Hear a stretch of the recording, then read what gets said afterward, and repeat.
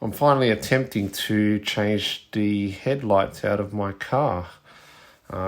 This is one of the headlights, and as you can see, there are a lot of these fine little cracks throughout the lens. The lenses are, from far, they look okay, but when you get close, you can start to see all of these really fine cracks there. You can really see it there. They're also quite yellow. So on my car, being a white car and a freshly painted car, the biggest letdown on the front end of the car are the headlights being in this condition. I've attempted to polish them. I've even gotten some professionals to try and polish them, but at the end of the day, because the cracks are on the inside, they will never come out. So the only way to fix this is to either change the lenses or change the complete headlight. Now, I did contemplate changing just the lens, the plastic lens covers. You can get them out of Japan, and they are relatively affordable. However, with the price of the cars being where they are now, I thought I'd splurge a little and go for brand new headlight housings. Didn't want to risk, getting glue on the inside of the lens and stuffing up my headlights, and then needing to then go down the path of buying brand new housings. The lenses themselves, if you buy lenses, are like $650, $700. So they're cheaper than the $2,500 that you need to spend on housings, but they're still up there. So I'd rather not take the risk and just swap them out. What I'll be doing is taking the electronics off these housings and installing them onto the new housings and installing them onto the car. I also do have a set of later model housings, as well as some Series 1 complete assemblies that we can have a look at as well. So here we have the 3 different sets you can currently get. I believe the Series 1 complete assemblies you can't get anymore, but not sure about that. But here are the 3 different types. So these are the part numbers for Series 1 housings. These are the part numbers for Series 2 housings. And these are the part numbers for Series 1 complete assemblies. So here is a side-by-side view of a Series 1 headlight housing. So that's the old one. You can see the yellow tinge to it. Here's the new one. Clear as day. See the yellow and the clearness of that. I did hear that Series 1 headlights were supposed to be a little bit on the gold side. These little highlights here were gold. However, just looking at them, I think that's from the yellow of the lens. But you can see here, they're actually silver. I heard that the later model ones are the silver ones, and I was a bit surprised because I do like the silver rather than the gold. I think the gold looks a little bit cheesy. There you go. That's the difference. So here we have my old housing, the Series 1 housing, and a Series 2 housing. And now when you have them all side by side, you can see a slight difference. Series 2 ones, it's more of a gunmetal grey than a silver.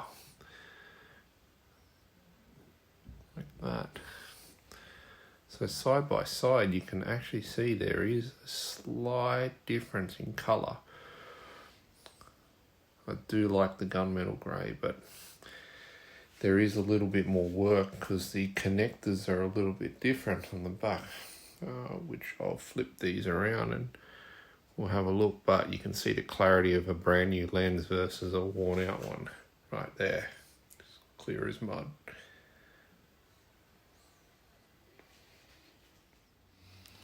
So here I've got the back of each of the housings. The left one is a early model and the right one is a late model.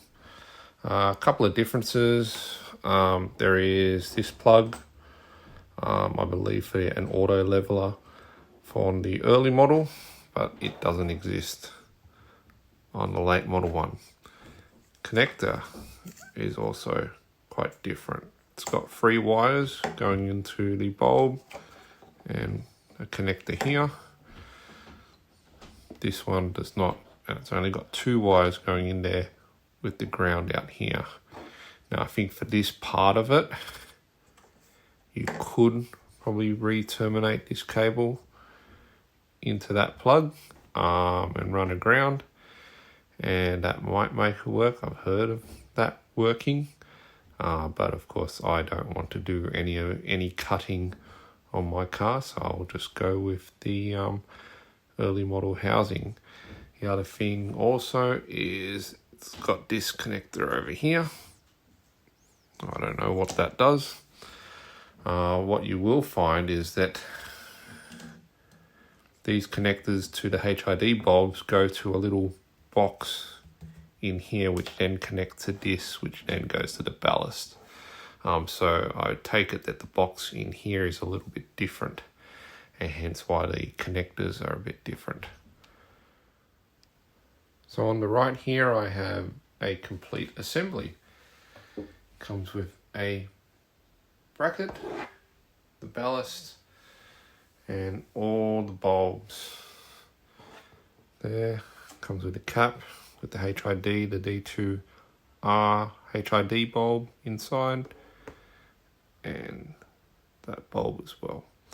So essentially what I'm going to be doing is transferring my old gear from the headlight to the new housing to create a new looking headlight. So first thing we're going to do is take the 3 securing screws that hold the ballast in off. Take off the ground and just unplug these.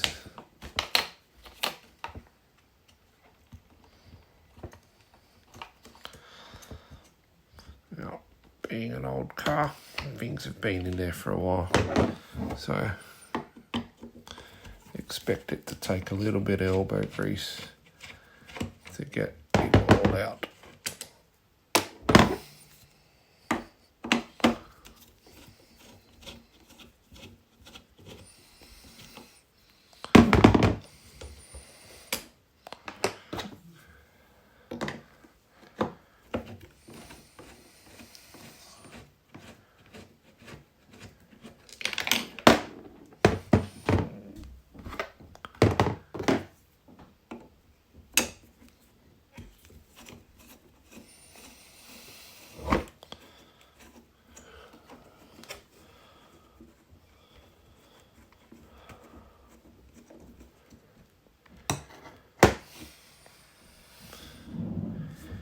That'll wipe down, a bit dirty.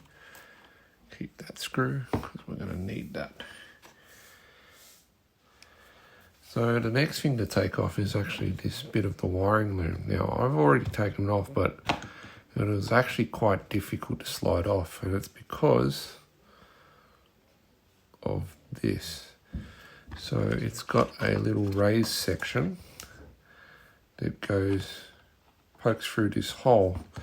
And the problem is, if you can see, is that to push it in, there's a lead in, so it slides into the hole.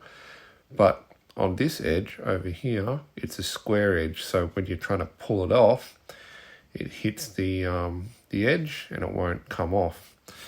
So what I used was a fairly sharp screwdriver, and I tried to, you can see through this hole, you can see the square edge, and I just pushed on the edge of it just to sort of create a chamfer. And then I, if I just demonstrate here,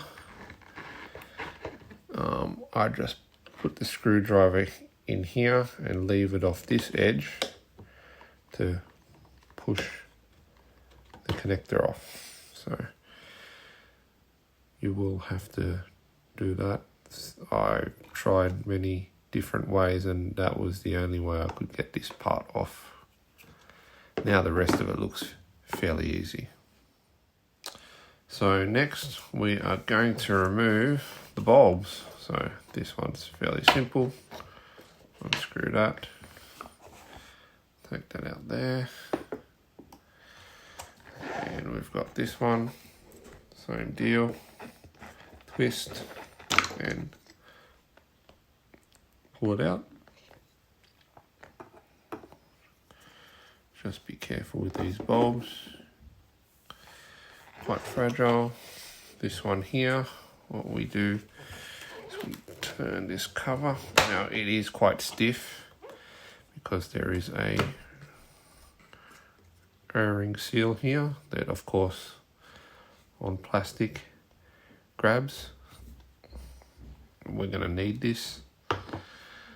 And to take the bulb out, we just rotate, take the connector off.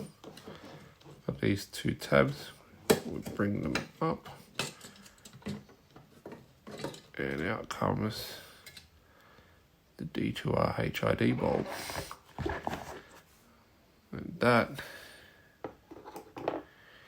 is essentially all you need to remove. Now, I noticed on the other housing, this adjuster screw for the leveling is not included.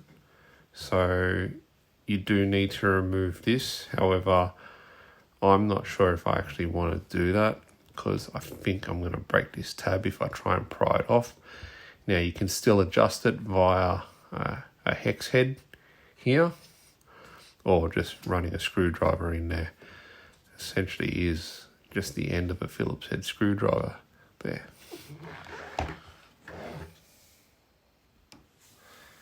And here you have the finished product when you reinstall all the bits you took off the old housing and install it on the new housing.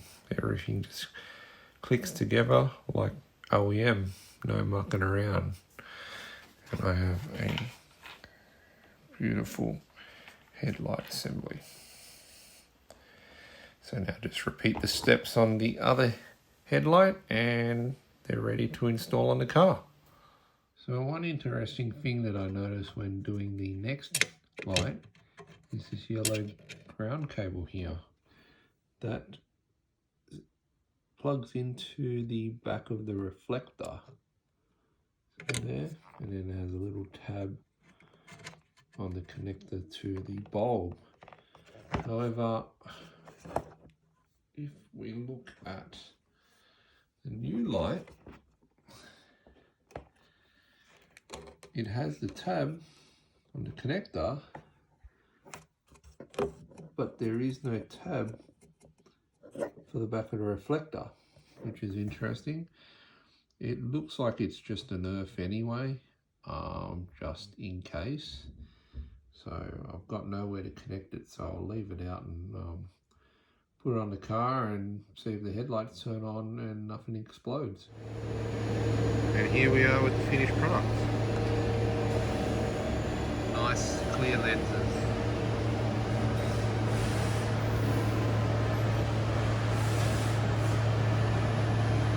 Much better. Also took the liberty of adding some slip low scrape panels to my brand new diffuser because I don't want to damage it anymore. So that should take full brunt of some concrete before it, I guess, does more damage to the rest of the car. But definitely a sacrificial surface there. Cool. Can't wait to get this car back on the road.